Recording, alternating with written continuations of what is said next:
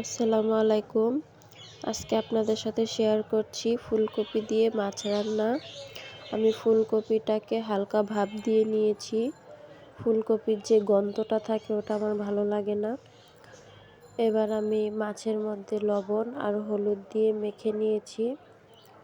তারপর কড়াইয়ে তেল গরম করে লবণ হলুদ দিয়ে মেখে রাখা মাছগুলোকে দিয়ে দিলাম।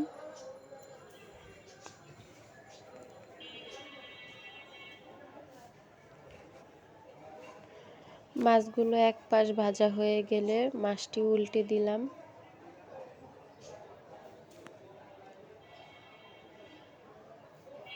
মাছটি ভালো করে ভাজা হয়ে গেলে একটা বাটিতে তুলে রাখব।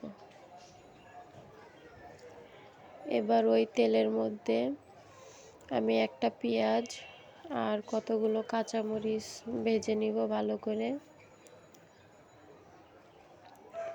পেঁয়াজ আর কাঁচামরিচটা ভাজা হয়ে গেলে এখানে অল্প একটু আদা বাটা, জিরা বাটা আর রসুন বাটা দিয়ে একটু পানি দিয়ে হালকা কষিয়ে নেব। হালকা কষানো হয়ে গেলে লবণ, হলুদ আর ধনিয়া গুঁড়া দিয়ে কষিয়ে নেব। একটু পানি দিয়ে ভালো করে কষাতে হবে যেন মশলার কাঁচা গন্ধ না থাকে। তারপর ফুলকপিটা দিয়ে নিলাম। দেওয়ার পরে ভালো করে একটু ভাজা ভাজা করে কষিয়ে একটু পানি দিয়ে ঢেকে দিতে হবে।